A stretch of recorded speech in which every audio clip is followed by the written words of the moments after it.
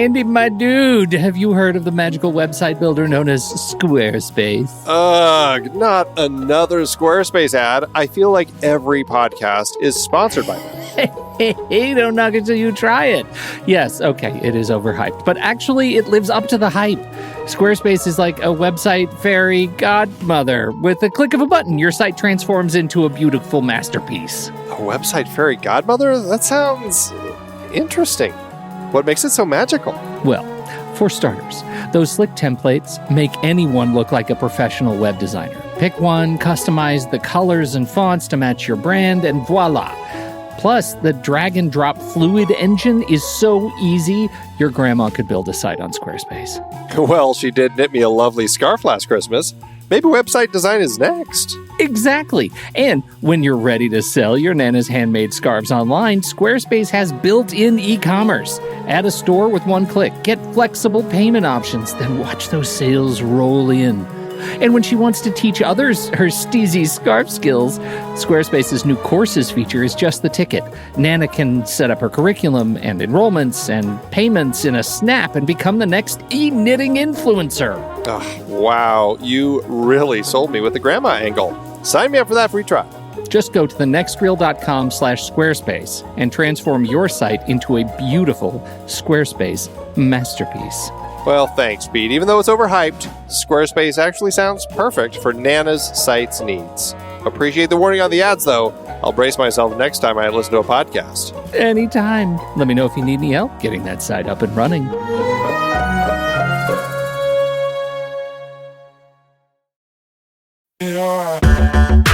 Andy, can you believe we've almost hit 700 episodes of The Next Reel?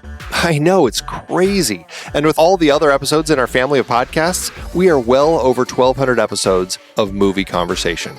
It's really pretty amazing that we've gotten to have these in-depth movie chats every week for over a decade now. And we couldn't have done it without our loyal community of film fans.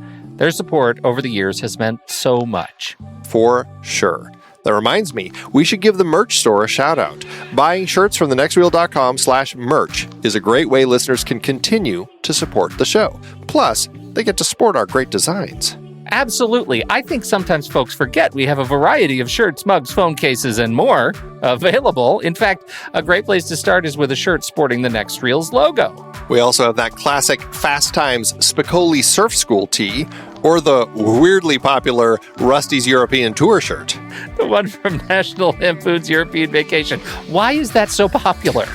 Search me, but we have sold a ridiculous number of those. I guess there are a lot of Rustys taking trips to Europe? We're always adding new designs based on movies we've covered, like our brand new design for a streetcar named Desire, featuring a streetcar named Desire. So if you want to rep your love of TNR and films, head to thenextreel.com/merch. Every purchase helps us continue to have these weekly in-depth conversations. So visit thenextreel.com/merch today. And as always, thanks for listening and being a part of the Next Reel community. We've got lots more great movie chats coming your way. I'm Pete Wright. And I'm Andy Nelson. Welcome to the Next Reel. When the movie ends, our conversation begins. Dead Mountaineer's hotel is over. It's time for a rousing game of peekaboo.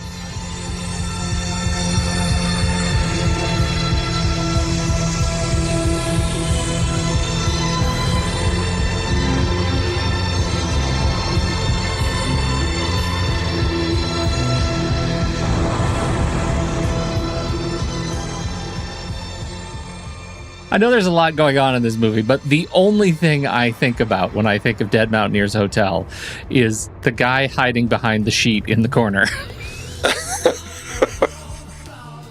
You won't see me, I'm not here. Object permanence does not exist. La da da.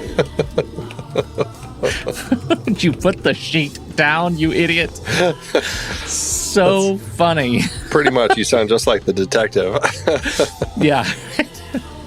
Andy, we have a longtime partner in the folks over at Letterboxd, but they didn't know it until very recently.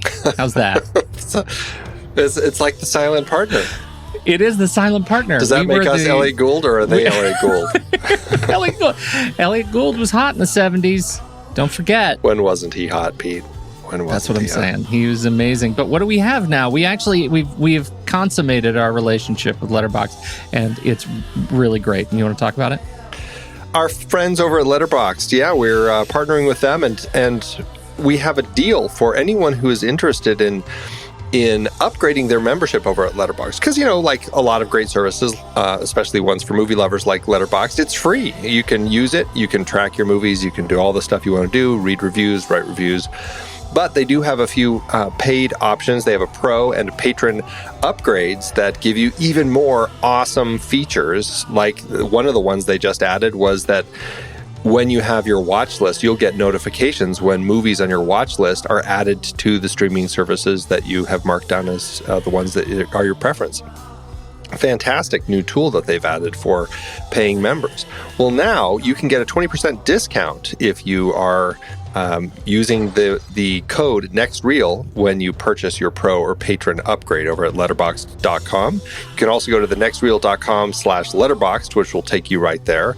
And in your show notes, you can just click on it, I believe, right, Pete? And it'll take you right there. Yeah, we'll put the link in the show notes. It's super easy. It redirects from our link over at thenextreel.com/letterboxd, and there's no E at the end. LETTERBOXD. Correct. Although now that I say that, I'm going to go ahead and put another redirect with the E in it. I screw that up all the time. It could be like Vampire Hunter D. Maybe it's Letterbox D, and we've just been saying it wrong all these years. The whole time I've been saying it wrong. Anyway, we're huge fans of the folks over at Letterboxd, the work they are doing, and we just love the service. Frankly, I do it.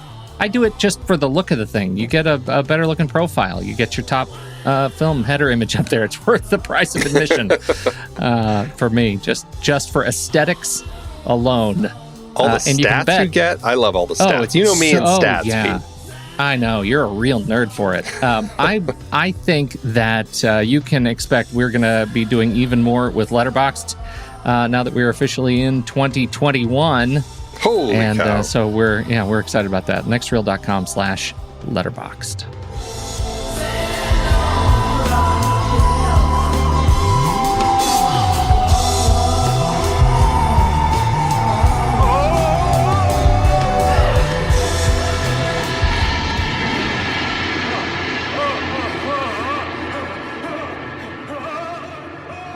All right, Andy, it's time to talk about Russian movies in Estonian. Oh, wow. Is that, I watched this and at first I was like, I know there are a few versions of this on YouTube. Did I pick one that was translated into a different non-Russian language? Because everything was written with English letters, even when it wasn't spoken in English. Right. But I'm pretty sure that they're not speaking Russian. I wonder what they are speaking. It turns out it is Estonian. It is Estonian.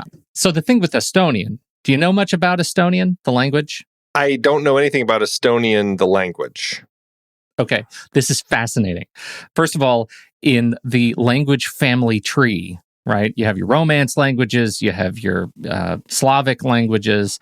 Estonian hangs off the tree like an appendix. It is a language family unto itself. Right. And in terms of grammatical cases, Russian apparently has 6. The United States has our English. United States English has our cases. English, we have our cases. I can't speak it because I'm thinking a lot about Estonian and my native tongue.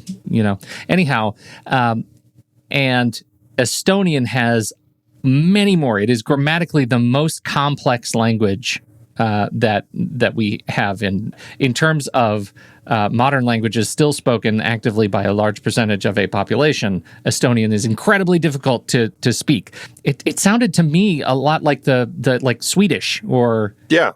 Do you know what I mean? Well, I suppose it makes sense, right? Because it's definitely closer, to those Nordic countries. As far as the countries that the USSR was made up of. Yeah, well, it turns out that the Estonian people apparently have very strong feelings about the Russians that lived there, and because their language is not related to Russian in and of itself, they actually have a rigorous language examination that you have to pass to become a citizen. So people don't immigrate to to Estonia.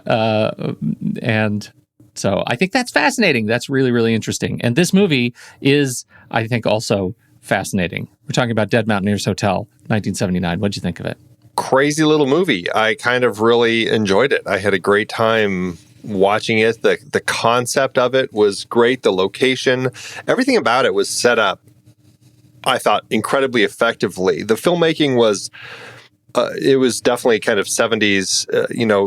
Some of the technical side of things were a little rougher around the edges, but it was pretty clear to me that our director, Grigori Kromanov, had a solid handle on just kind of how to tell this story and the way to create cuts and edits and how to capture mood and just made a very evocative, surreal film that I really enjoyed watching. I had a great time with this one.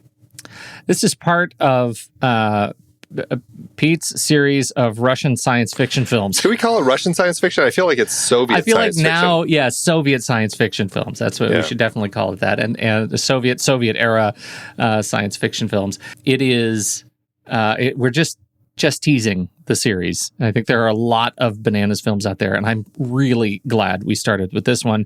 And I should say a special thanks to community member Nick Langdon, who is a student of these films and of, in particular, quite a student of Soviet era pop culture, and he was incredibly helpful in providing a great list for us to choose from of these movies. And this was the first one. Also, lucky for us, rights are difficult to to manage in terms of copyright for a lot of the films. And so this one and the rest you can find on YouTube. You'll find them in the show links. If you won't find it anywhere else.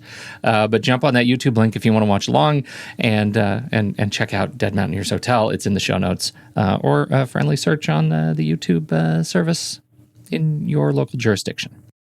It looked like it had been based on the credits, and I couldn't read what it was saying, but it looked like they had done an actual restoration of this around like 2009. It looked really clean. Like the copy that I watched on YouTube it felt like a restored version. It was very crisp, and it was great to look at. Yeah. I marvel, and I guess we'll talk about this later too, but I marveled at the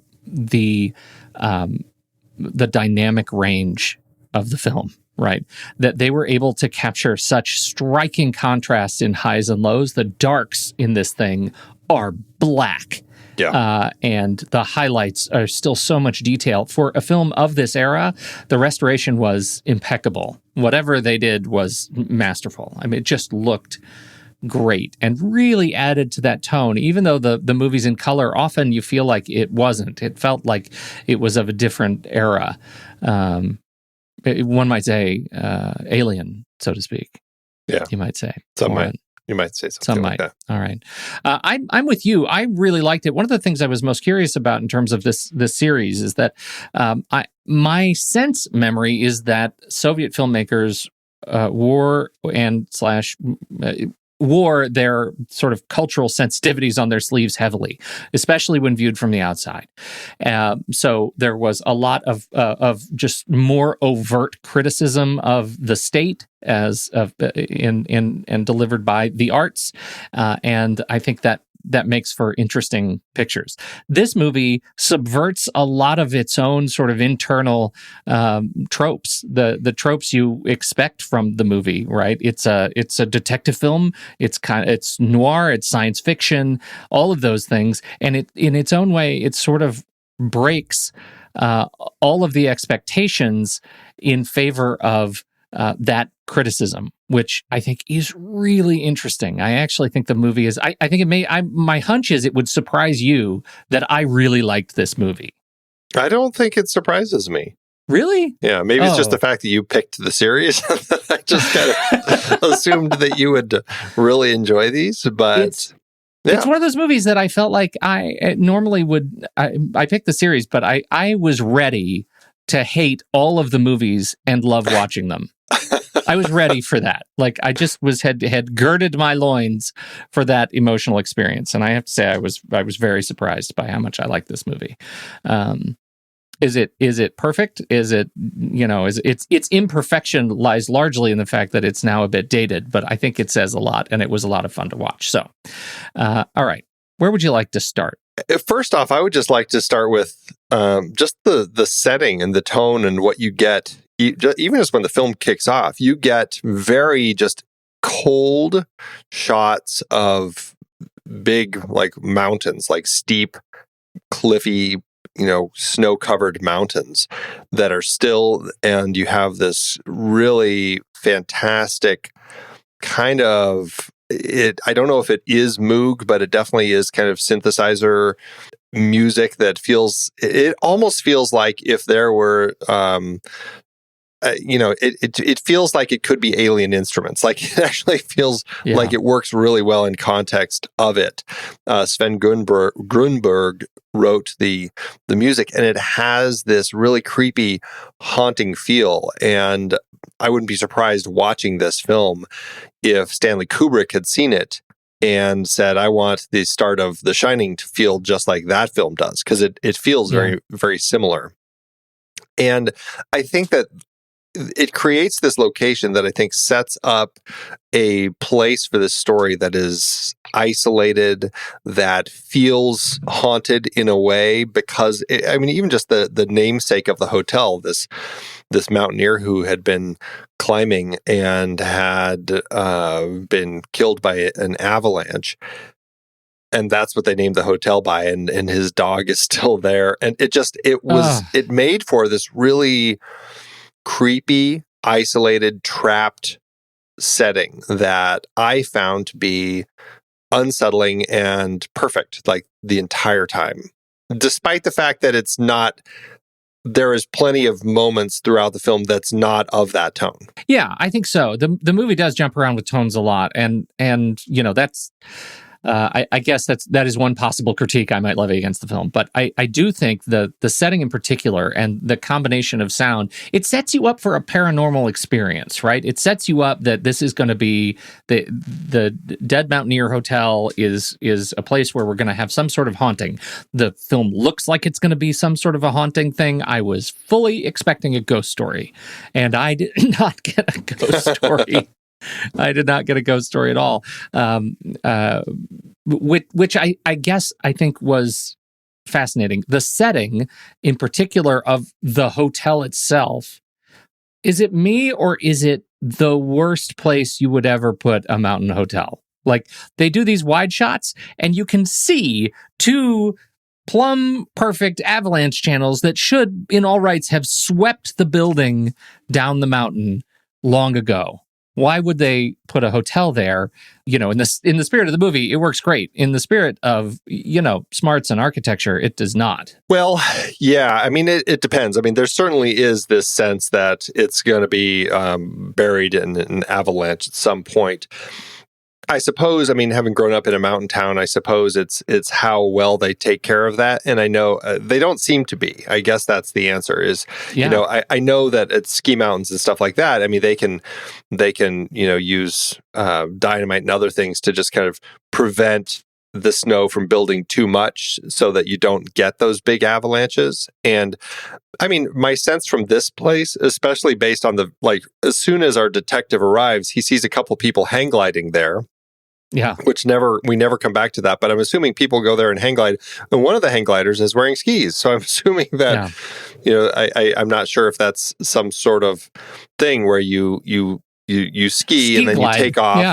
Yeah. It's like, when you've got the parachute and you run down the hill and you kind of float up and then you land and you run, and I can't remember what that's called, but it's like that same sort of thing. You're describing it perfectly. I'm sure all those who do it are saying, man, Andy knows his stuff. I'm sure they are. Right now. I'm sure they are. Just like Pete and his ski gliding. But so, it does feel very much like a destination hotel resort that you go to go skiing.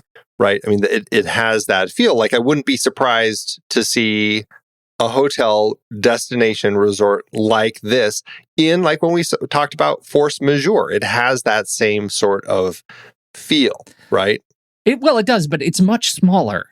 Smaller I think and by our more experience, precarious. Precarious. There are seven rooms in the whole place. It's very small, and so it really. I just think that makes the entire experience of the movie. It works to its credit because everything feels fragile in this movie. Everything feels like it's just about to break, and we need that, right? We need that experience because as soon as we introduce our detective in here, we need to put him at odds very quickly because the movie's short. It's 80 minutes runtime, and we got to get to it.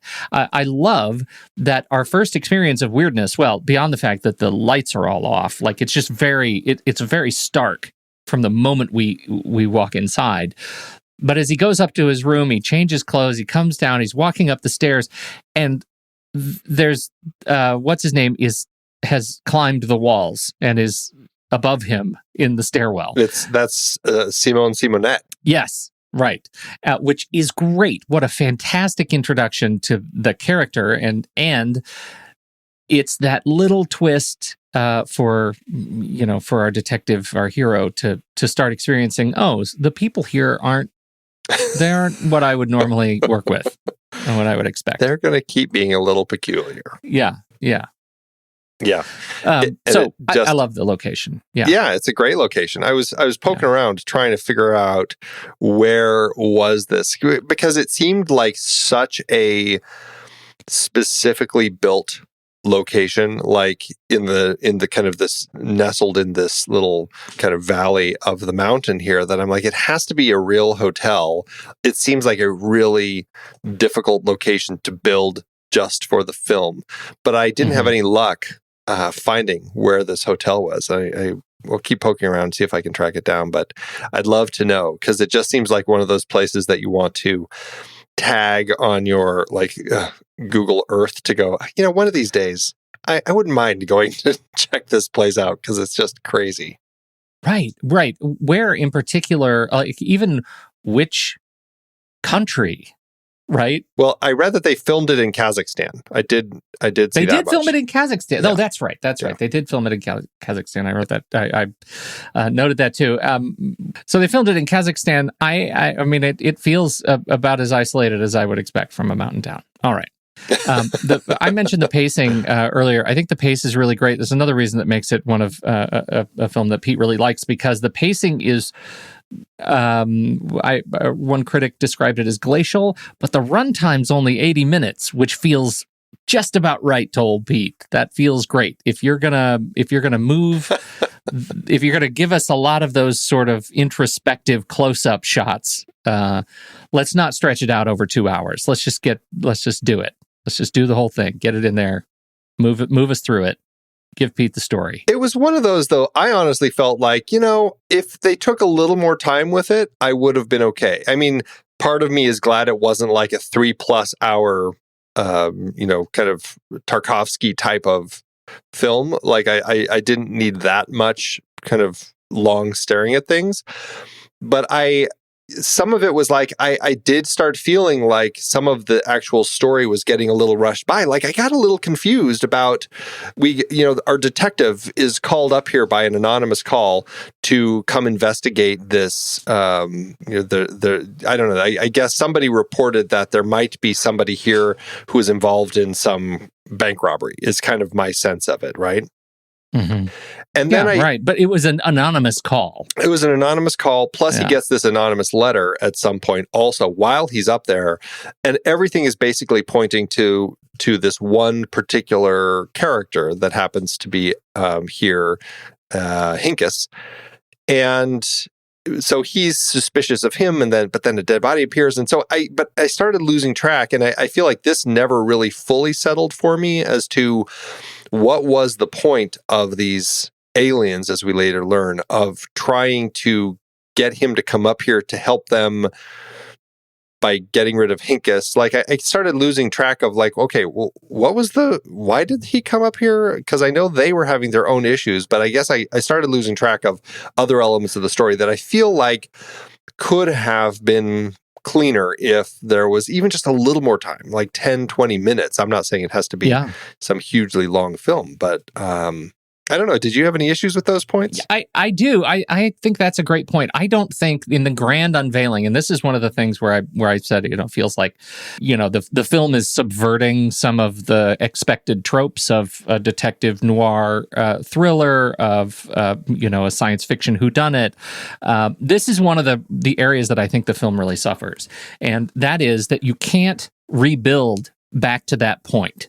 It's once they introduce the fact that at the end it's aliens, you can't unravel the whole thing and feel like it makes any sense to the very beginning of the story.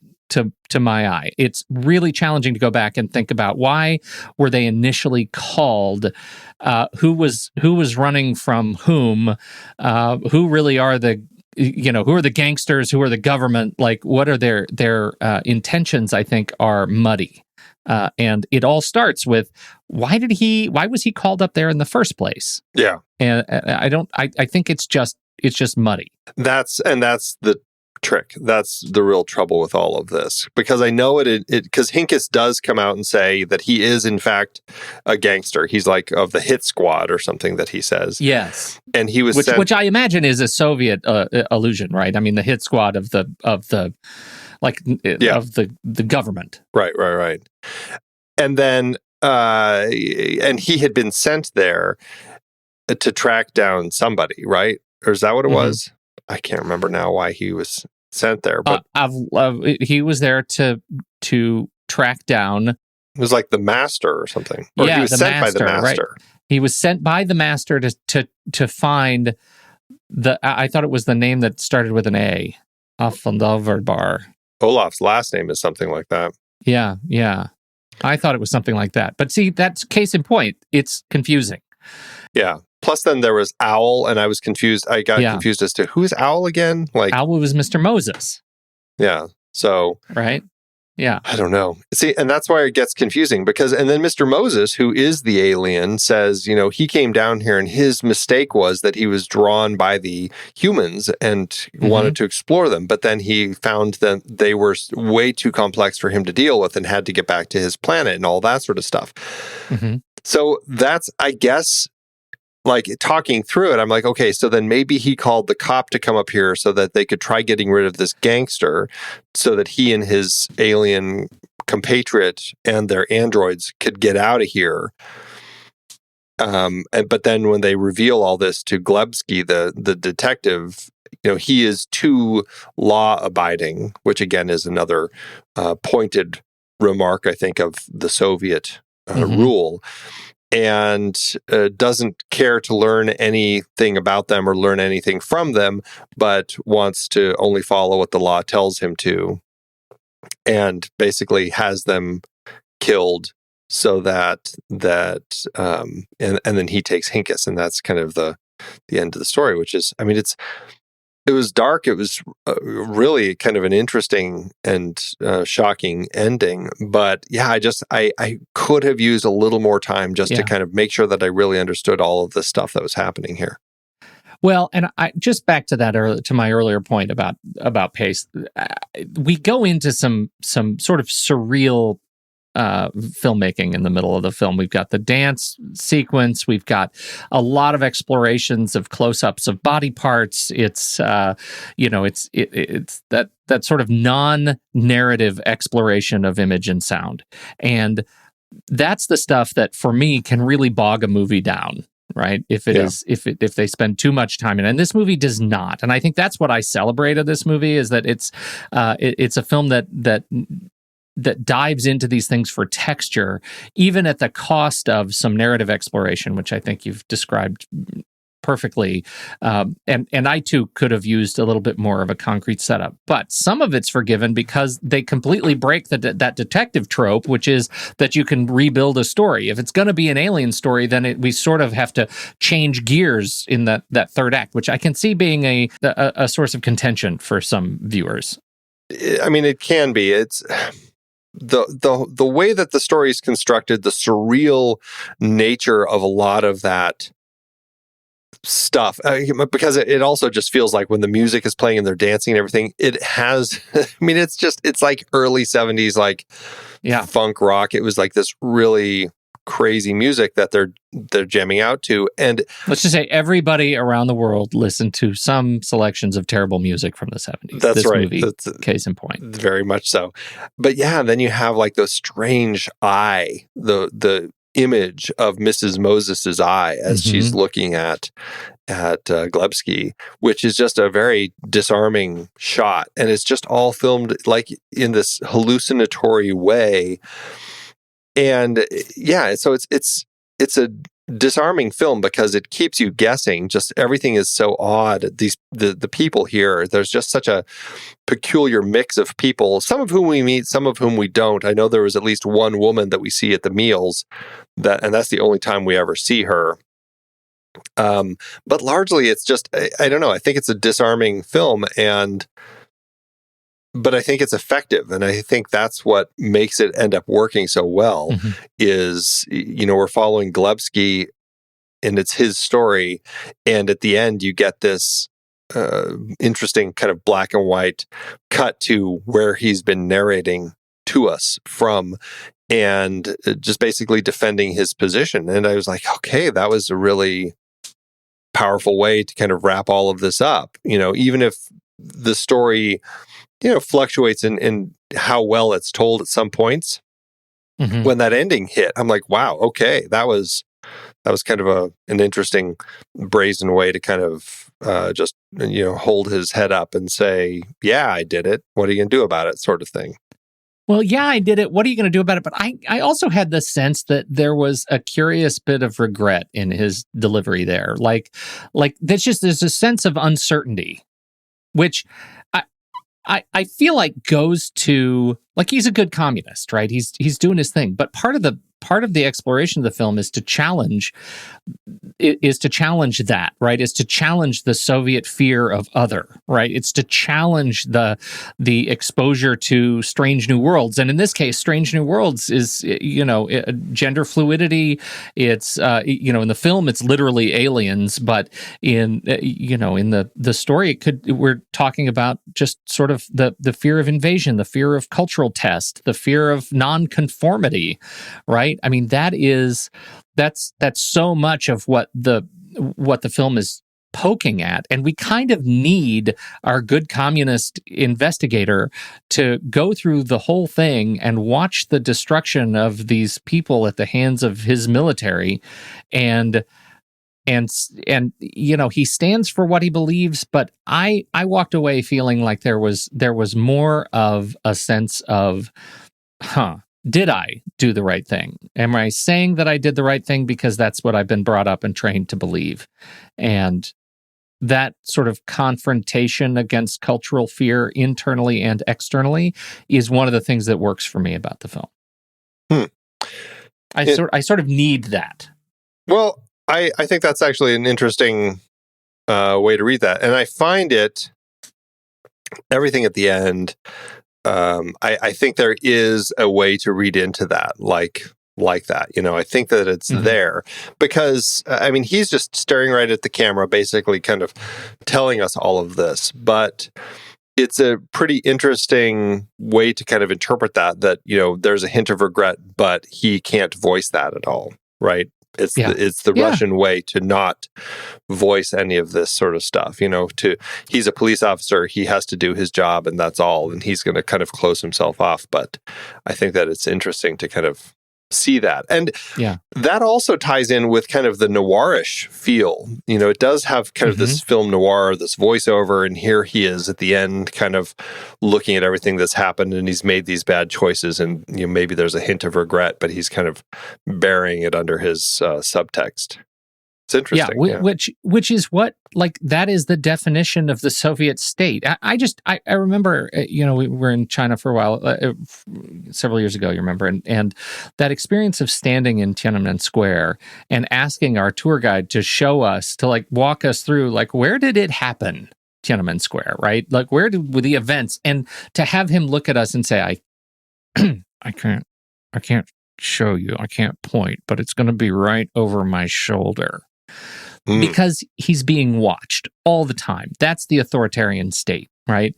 That's what these things are. So I'm sure I am watching this movie with my notoriously Western eye, and I am reading a lot into that subtext. But I also know that you don't make a movie like this. You don't make a movie that pushes the bounds of gender nonconformity, fear of the external. You don't leverage the sort of Estonian folklore cultural fear of body snatching and the homunculus, just sort of creature under control of the other.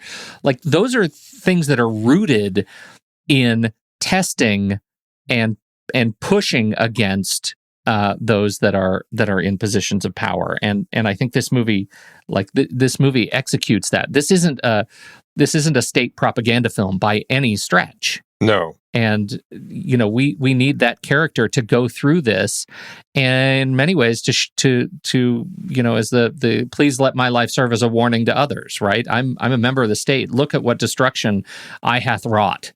Yeah. I had destroyed potentially mankind's greatest discovery because of fear.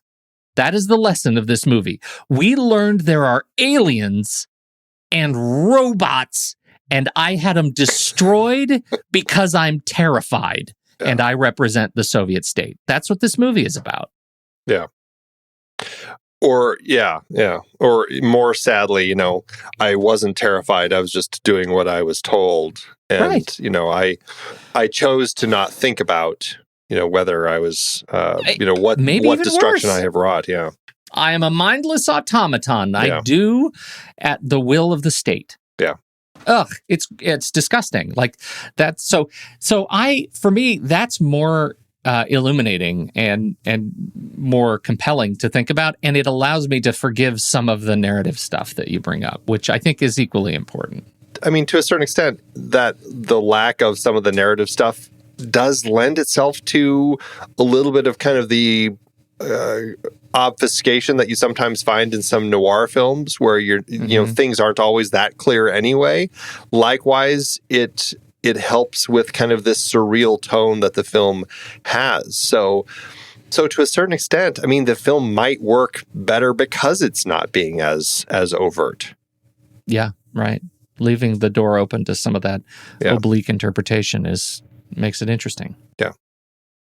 And it's based on material by the Strugatsky brothers, Boris and Arkady, and they also wrote stuff like Hard to Be a God, which the film version of that I found just like a dense wall of mud that I just didn't want to wallow through. It was difficult. Rough. It was a difficult one.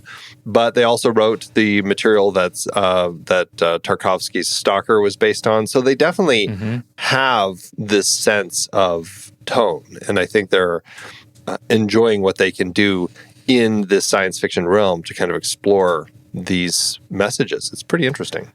Well, I think so too. And one of the academic resources I was looking at, this quote that this is that their original book, which it was interesting. I think it was called, one of the adaptations was more directly called Inspector Glebsky's Puzzle, not Dead Mountaineer's Hotel, which I think is I don't know if that changes the view of what the movie is about. It sounds more innocent, right? Maybe more approachable. And that the brothers Strugatsky, that their mature prose is a response to Brezhnev-era intellectual malaise and their prologue to their later critiques of Soviet society, right? Like this is a critique to the state and not a love letter by any measure. Yeah, really fascinating. I found it to be an incredibly fascinating story. And I love these sorts of stories, right? I love that during the period in our country, we were getting stories like The Crucible that was talking about kind of kind of the witch hunt that was going on within our country, but told through a story of kind of a historical fiction looking back at the Salem witch trials. Same thing here, the way they're using science fiction, which is such a great tool anyway to do these sorts of things, to look at what was going on in kind of the Soviet-controlled parts of the world at the time. I just find it really fascinating. Where do you stand on zombies Because we've got the noir and we've got the aliens, and then there's a bit of a digression where we speak a little bit I'd say academically about zombies in the movie. Yeah, it was a strange moment. He's talking to the hotel manager at that particular moment, Alex, about things, and Alex brings up this whole idea of zombies and how some countries in Africa have found ways to bring people back from the dead, and they're zombies. And he mentions that it's this possibly a third state of living organisms. And I was like, okay, is this an alien movie? Or are we in zombie territory now? Like, where are we going with all of this? The fact that he brought it up, though, in context of everything else that's happening, I found it to be very interesting because I kept thinking about it, like, why did the zombies come into play here? And I was like, especially when you look at the way the ending plays out with our detective making the decisions he makes and the way he speaks to the camera, are we implying that some of these people might actually be the zombies and they're just, they are unable to think for themselves anymore, and they have a dictate that they have set before them and they just follow that? Yeah. I think that's a really good way to approach it. There is a critique of those who are mindless in the movie and those who are active participants, and the aliens and their robots are very much doing their best to be active participants in the narrative. And I think that's part of the critique is what are you going to be, right? What are you going to be in this whole thing? Are you just going to be controlled? And it goes back to, I do want to read this bit about the Krat. Can I read to you about the Krat? The Krat? I haven't heard of the Krat, so I'm curious what this is. Estonian folklore leans a lot into the idea of host-taking and shape-shifting. The Krat, for instance, is a creature born of hay and tools brought to life by blood to work for its master. A sentient used to dig, run chores, exist as a slave imitating human life, but being only a homunculus to the will of whoever would deal with the devil to will it into existence. So we have a couple of ways to approach this, right? This sort of dive into Estonian folklore as root for some of the character decisions, and one of them is that we're facing the question of zombies, which I think you can make the same sort of allusion to the Krat as this sort of historical zombie, not reanimated dead, but animated objects as a creature of evil. But we also have this as an allusion to the detective, right?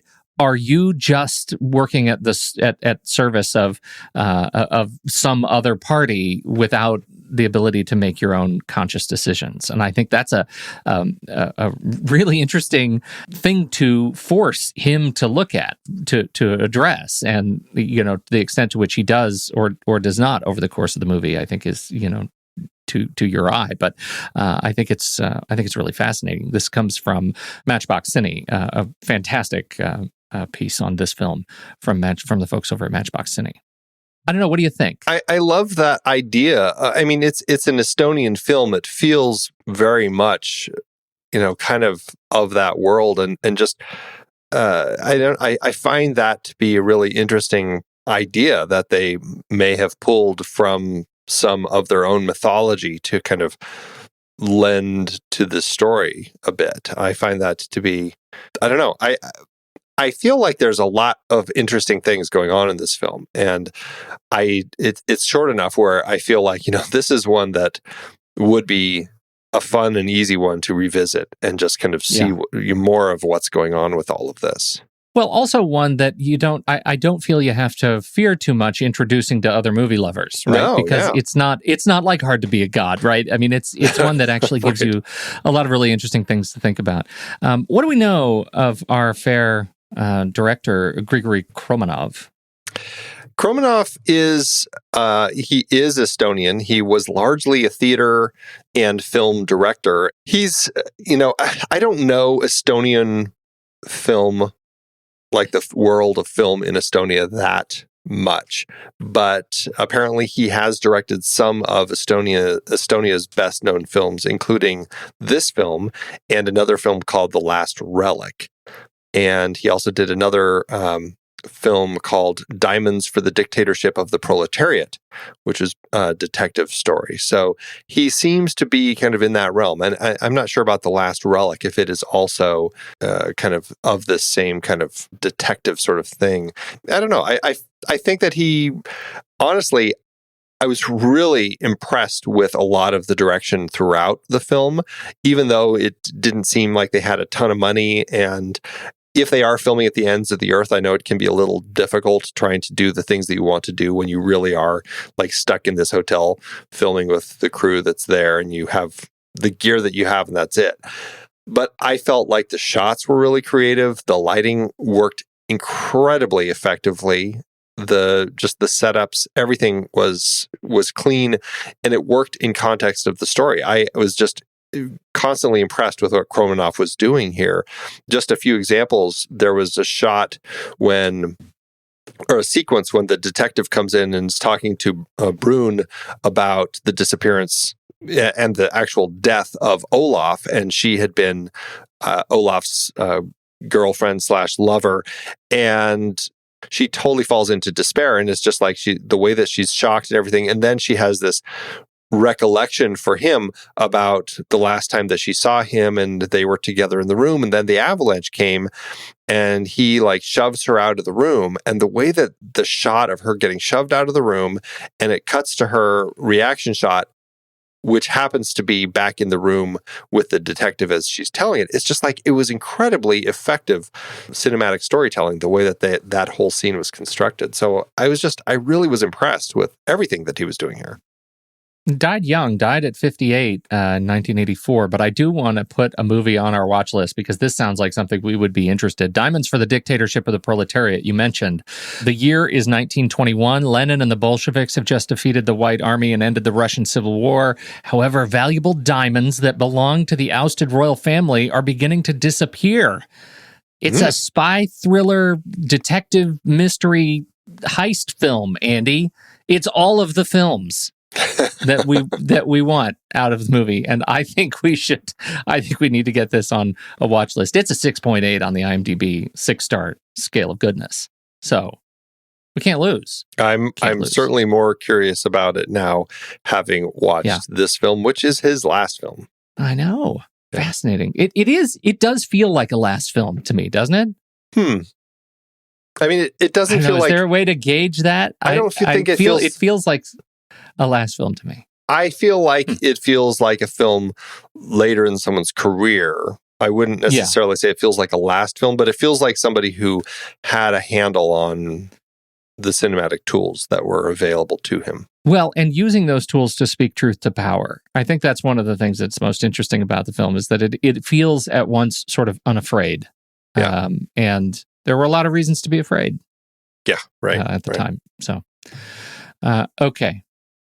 Arkady Strugatsky and brother Boris Strugatsky wrote the original material and wrote the screenplay. The book came out in 1970, and it sounds fairly similar. Like you read the plot synopsis of the book, it sounds like they didn't change it too much. Mm-hmm. But I just think that the sort of stuff they would write, it feels very much of this looking at the Soviet structure through their science fiction stories. Yeah, I think so. It's interesting that this thing is so. This is early in their career together. This was very, very early, and before Stalker, and so it's.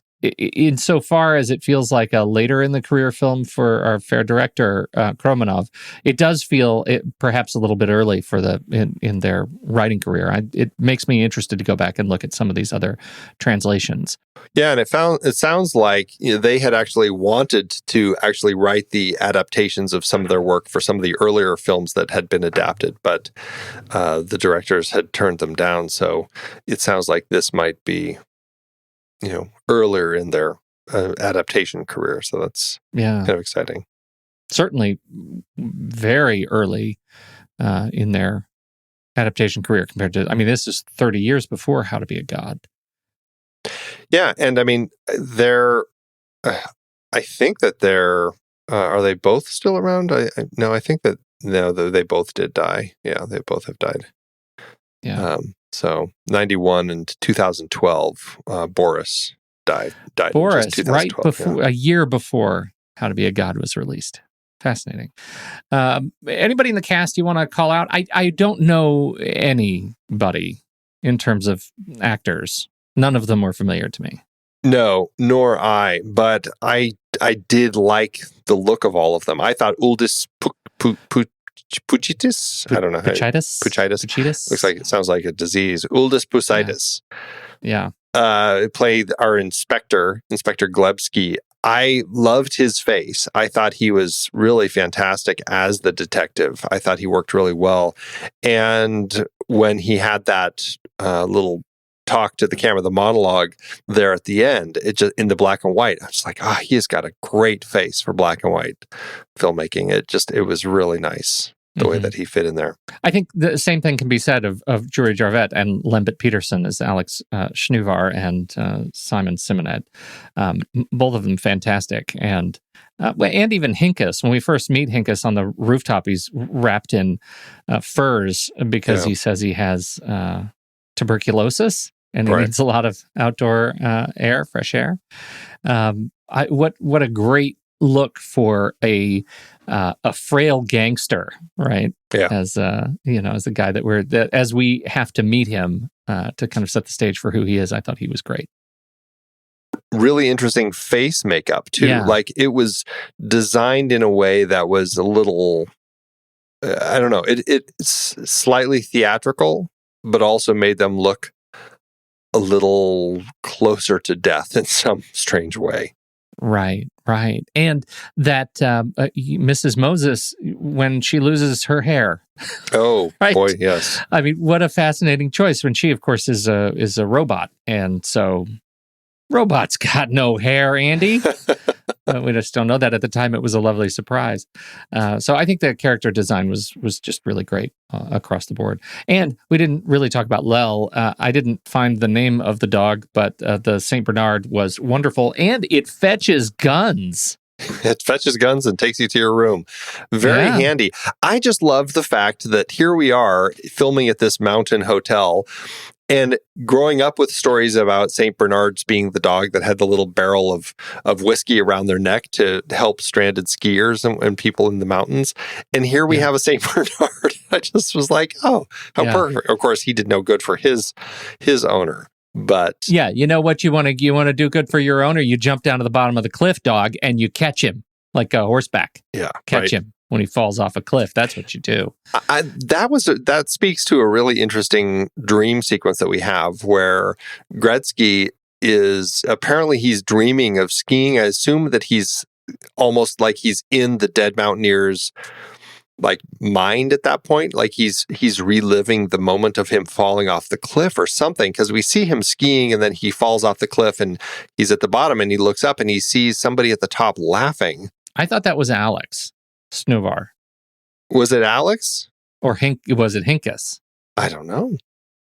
But that's part of the mystery that was like, why did they make a deal about the dream sequence? Why is that even in the movie if it's not important to know why the guy was dead to the overall?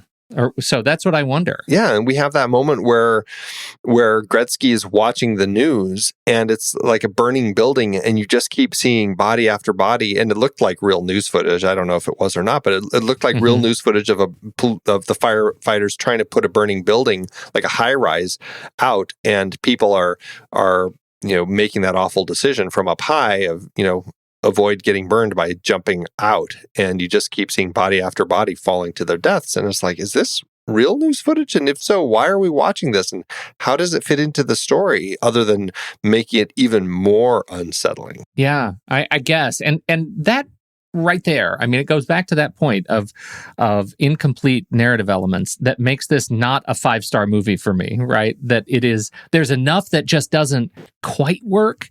That I feel like it's not a perfect film, but it's a great exploration. Jüri Sillart is behind the camera, and we've talked about the camera work already. I think it's really great, given, as you say, what they were working with There's just a lot of great and inventive visuals. For me, the things that stood out most regarding the cinematography were that when it's dark and night, it is like pitch black. But what was even more interesting is that when it's daytime and they're in a dark room in the hotel, like the window is not letting any light in. Like you can see that it's daytime outside, but it is still pitch black in the room. And I found that to be a really, really interesting lighting choice. I don't know if they just put a bunch of neutral density filters across the windows to keep the light from coming in, but you could still see outside and you could tell it was day. But it made it feel so cold that I was so impressed with all of that, because for a hotel that's way up in the mountains in the middle of winter, it felt cold. Like when you're looking at the sun, it felt like a cold sun. Like nothing felt warm in this film. And I was really impressed that the cinematography really emphasized that so incredibly well.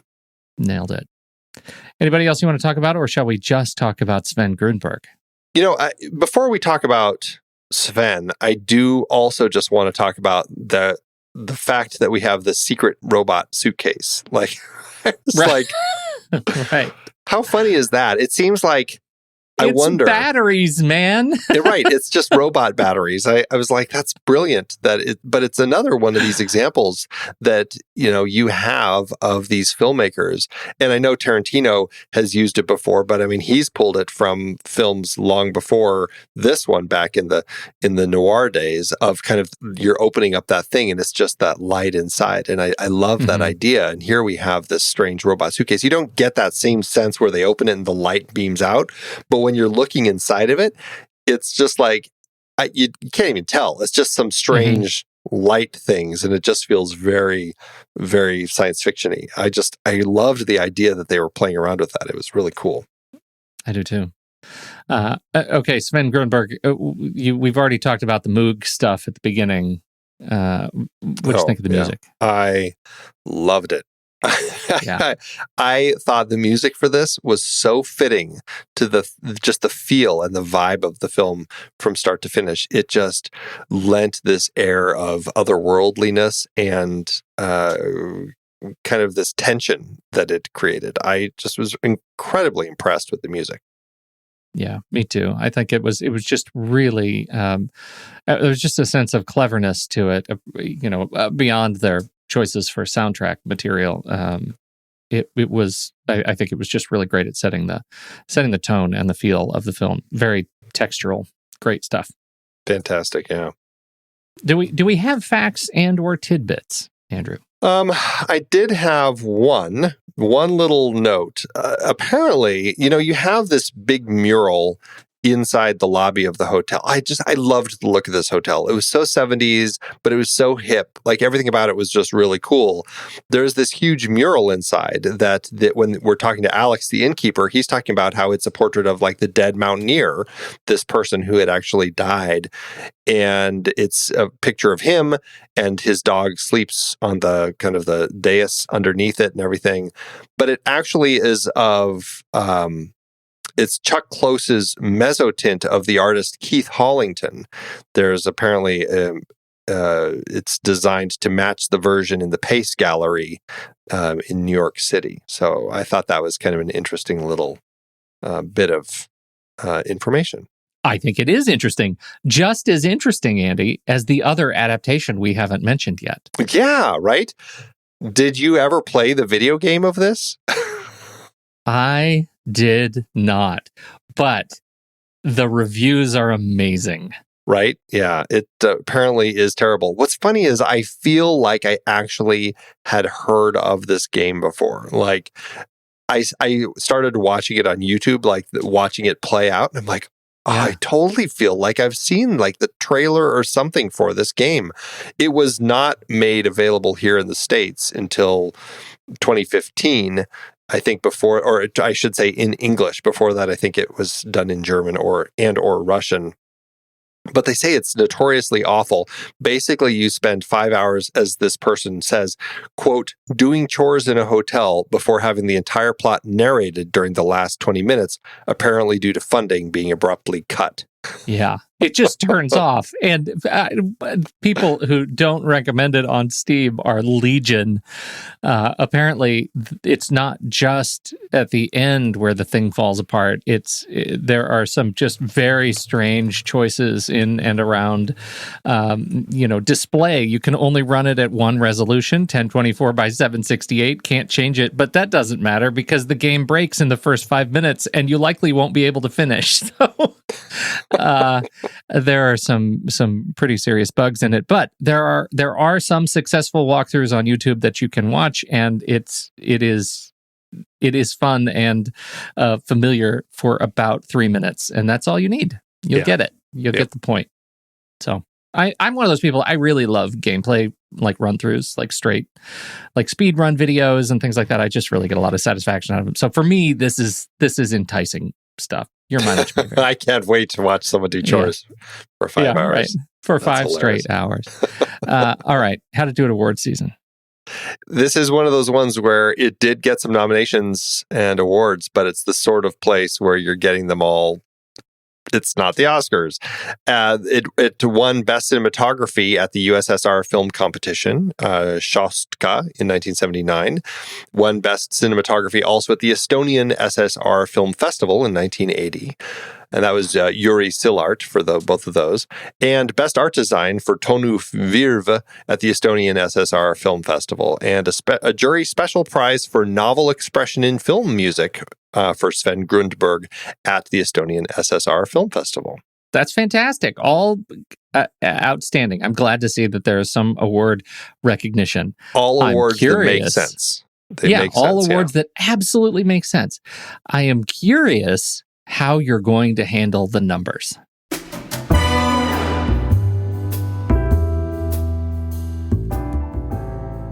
Oof. I tell you, this is going to be a series where we're not going to get much. There's just, I can't find specific release dates other than the fact that it was 1979. I'm just not finding anything. I don't find anything about the budget, anything about how much did it make at the box office? I just can't find anything. So I have a feeling this is going to be a series with a lot of that. Yeah. Well, I'm glad we started this series. I'm certainly glad we started with this movie. Yeah. It was worth watching. So thanks everybody for catching up and watching along with us. And now let's take it to the mat. I think we should. Head over to flickchart.com/thenextreel. You'll see all the movies we've talked about in this fair show. If you swipe over in your show notes, tap the word Flickchart, it'll take you straight to this movie where you can add it to your list over on Flickchart and see how it stacks up against ours. First up, we have The Dead Mountaineers Hotel or La Cage aux Folles. Dead Mountaineers Hotel. I will say Dead Mountaineers Hotel. Dead Mountaineers Hotel or Seven Samurai. Oof. Unfortunately, I'm going to have to say Seven Samurai. Yeah, Seven Samurai here. Dead Mountaineers Hotel or Targets. I'm also going to say Targets. I will say Targets as well. Dead Mountaineers Hotel or The Killing. The Killing. I'll say The Killing. This is just about exactly how it played out on my own ranking. Yeah, it's a tough one. The Dead Mountaineers Hotel or Gone Girl. Gone Girl. I'm going to say The Dead Mountaineers Hotel here. Really? I am. Oh, all right. Well, I'll take it to the mat with you, but I just want to say I'm thrilled. Okay. At your exuberance of this film. All right, here we go. Here we go. 1, 2, 3. Scissors. Rock. I crush you. I crush Gone you. Girl with takes my it. mighty rock. You sure did. The Dead Mountaineers Hotel or Goodbye, Mr. Chips. Probably Goodbye, Mr. Chips. Dead Mountaineers Hotel for me. Maybe Dead Mountaineers Hotel. All right, I'm going to go with that. I'm not even going to fight it. Okay. Yeah. Dead Mountaineers Hotel or The Departed. The Departed. I'll say The Departed. The Dead Mountaineers Hotel or The Thomas Crown Affair, 1968. Thomas Crown Affair. I'll say Thomas Crown Affair. Dead Mountaineers Hotel or Letters from Iwo Jima. Dead Mountaineers Hotel. I'll say Dead Mountaineers Hotel. Well, that puts Dead Mountaineers Hotel in spot 234 on our chart. 234 out of 486. That is about a 52%. So it's a little over a halfway mark. Little over half. Okay, so mine did better than that. How did it do for you? Mine did better as well. Landed by 1,572 out of 4,538, which is a 65%. That's I'm even a little higher than that, and that's pretty much how it happened for me. It was it won, and then it lost everything else, but it did land at 371 out of 1481, which is a 75%. Wow. 75%. Great. If I am to go by the algorithm at letterboxd.com, our friends and now family, letterboxd.com/thenextreel, this should be a 3.5 star film over there, and I'm going to give it to it. I'm going to say 3.5 stars with a heart. That's where I landed, and I wouldn't be surprised if it goes up on later viewings, but I just really thought it worked well. 3.5 with a heart for me. Yeah, delightful. Just great. Now, it gets... I think it may get even a little rockier as we talk about subsequent films. Where do we go from here? Next up, I'm curious if you can tell me the Latin name for this one, because the English doesn't sound that exciting, or it sounds odd. It's called To the Stars by Hard Ways, 1980, directed by Richard Viktorov. But I know when you told me the Latin title or the Russian title, it just sounded so much better. What was that? Per aspera ad astra. Yeah. Per aspera ad astra. Yeah, it sounds great. That sounds like a movie you'd want to watch. To the Stars by the Hard Ways. No, that's like a Hollywood tour of the celebrities' homes, is what that is. There's somebody on Letterboxd who actually they listed every title that they could find for this movie. This is Beryl Parkey. The titles include Humanoid Woman, To the Stars by Hard Ways, Through the Thorns to the Stars, Through Hardship to the Stars, Through the Brambles to the Stars, Thorns in the Stars, Through the Thorns to the Stars, Through the Thorn in the Starlight, Through Starvation to the Stars, Through the Difficulty of the Star, Girl Robot, and Starry Princess Naya. Starry Princess Naya. I can't remember exactly why I picked this movie. It's just a couple of years later, 1981, directed by Richard Viktorov, based on the novel by Kyr Bulyachov. And I found it fascinating. It's another science fiction. It's another alien thing. It gives us a chance to talk a little bit more about the fear of the external, and that's something that I feel like we're going to be trucking with for a while here. I can't wait. When the movie ends, our conversation begins.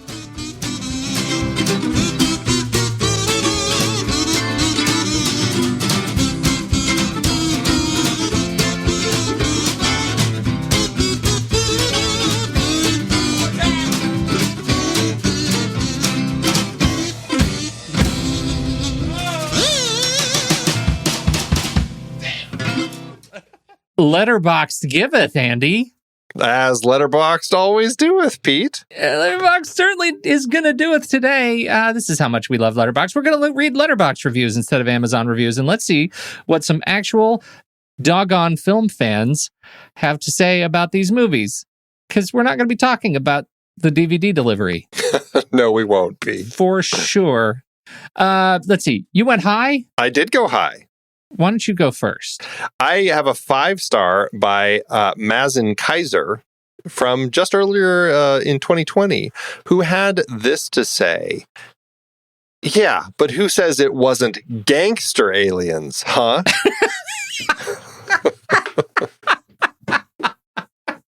Thank you, Mazen Kaiser. That's amazing. I went low. I've got a 1-star from Rafael Lopez from April 2018.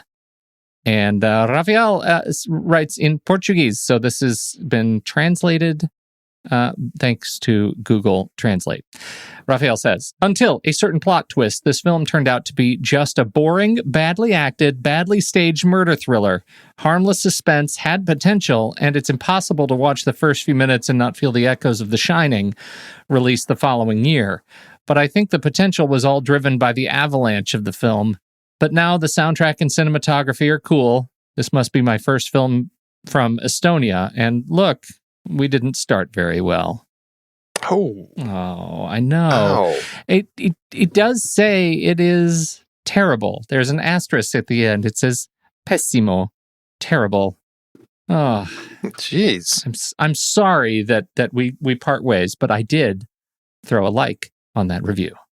Nice. Yeah. I will do the same on mine. That is a good thing for us to do. Here, Thank you for delicious, delicious reviews. Thanks, Letterboxd. It's hard to believe we have been having in-depth weekly conversations about movies since 2011. You're telling me producing this show week after week is so much fun, but it does require a lot of work behind the scenes. If you'd like to help support our efforts, one easy way is by using our Originals page when shopping for books and movies that we've covered. Your purchases made through our links give us a small commission at no extra cost to you and allow us to keep having these great discussions. We covered a lot of great movies that were adapted from other material in Season 10. Our Originals page at thenextreel.com/originals is where listeners can purchase the source material behind all our adapted film discussions. It helps support the show at no extra cost when you buy through our links. In our foreign language Best Picture nominees series, we looked at several adaptations, including Z, The Postman Il Postino, Crouching Tiger, Hidden Dragon, and Letters from Iwo Jima. We hit the high seas with In the Heart of the Sea from Nathaniel Philbrick's nonfiction book for our Aquatic Killers series. Definitely a weaker entry in that series. I bet the book is better. Oh, me too. Member bonus episodes featured adaptations like Gone Girl, The Russia House, Ivanhoe, The Hot Rock, The Big Heat, and Naked Lunch. Oliver Stone brought not just original stories, but also adaptations like Conan the Barbarian, Scarface, Year of the Dragon, 8 Million Ways to Die, Talk Radio, and Born on the 4th of July. Mary Herron's disturbingly insightful American Psycho was adapted from the Bret Easton Ellis book. You like Huey Lewis in the News? Oh my God, it even has a watermark. And of course, more Stephen King with The Mist, The Green Mile, and The Shawshank Redemption for our King a la Darabont series. Find links to all of these books and more adapted films on our Originals page. That's thenextreel.com/originals. Every purchase supports our show. Get the full list of books that we've talked about and start your next read today at thenextreel.com/originals.